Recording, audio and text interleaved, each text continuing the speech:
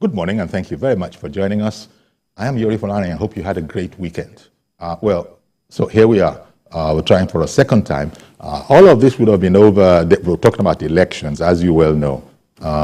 We were supposed to have had those elections over the weekend, but then INEC postponed, and so it's going to be this week. This weekend is the date now. Okay, but still, we can still talk about some other things. The election, the governorship and state assemblies, state house of assembly, houses of assembly election is one thing, but there also is the big one, which is the presidential election. You know, the dust hasn't quite settled for some. For many, of course, we have a president-elect, duly elected, duly declared, and he's just got on with it. But, you know, it is a democracy, and there are those who say they have issues. We're waiting so that all of those can also be cleared. In this regard, I guess we could also look at a post-mortem, if you want, of the presidential election. It'll be the umpteenth one. This has been done serially, but nevertheless, it's a very current subject. So my guest this morning, Prince Hilliard Etta, APC chieftain, in fact, former acting chairman of the APC, is our guest this morning. Prince Hilliard Etta, good morning to you, sir. Good morning, my brother Folarin. Good to see you again. Indeed, same here.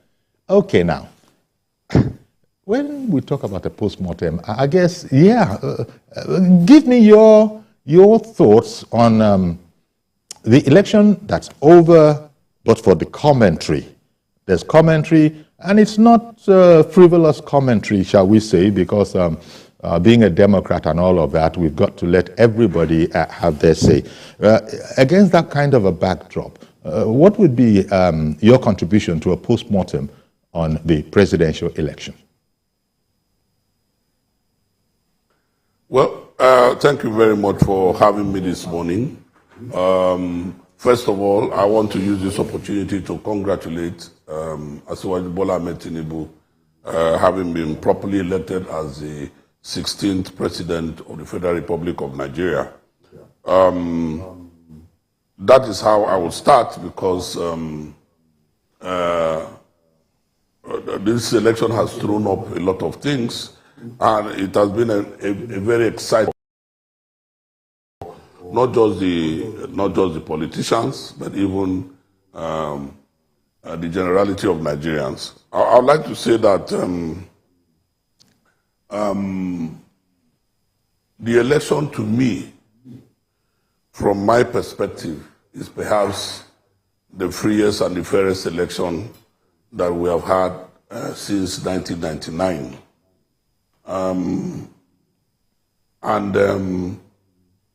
The INEC needs to be congratulated for the job that they have done.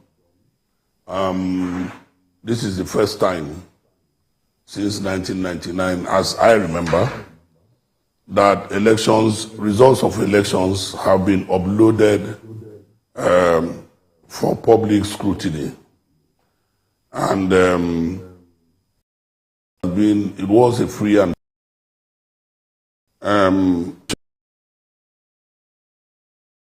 come with a catalog of results from their agents across Nigeria to dispute the elections that have been provided for, or the results that have been provided for on the portal of the INEC as uploaded.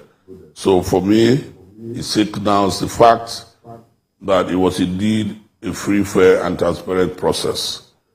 Having said so, let me say that the opposition choosing to go to court is only to confirm that our democracy is deepening, and that people who participate in the processes of political life will seize the reliefs as we have them in our ground norm, which is the constitution of the party, the constitution of the country. So I am indeed very delighted.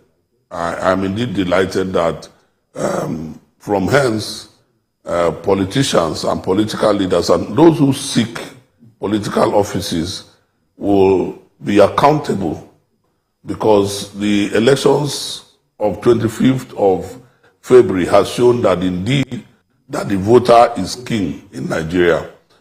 We saw how our very revered presidential candidate Asiwaju Bola Ahmed Tinubu lose Lagos. We saw how Governor Ganduje lost Kanu. We saw how campaigns lose Plateau. How Governor Sule lost in Nasarawa. We saw how Governor Otum lost in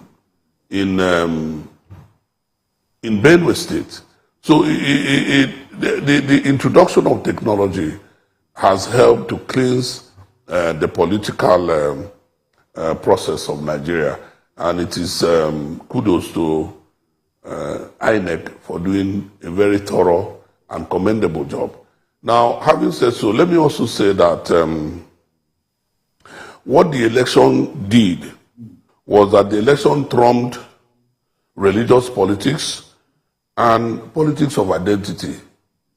Unfortunately, the candidates of Labour Party and the candidates of PDP indecity to swear Nigerian voters, and the results of the election is that the Nigerian voters pushed back and stood on the side of good governance, devoid of religious or ethnic coloration. And it is something that we have to build on.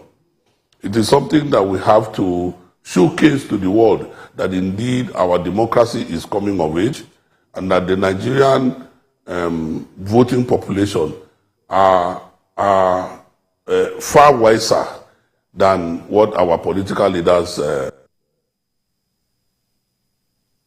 to portray. So it was a fantastic election. In this election, we had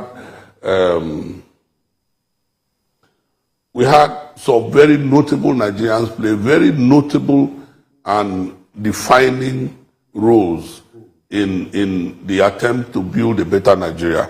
And we have, I'd like to start with the APC Northern governors. They were indeed selfless and patriotic and nationalistic in the way that they conducted themselves.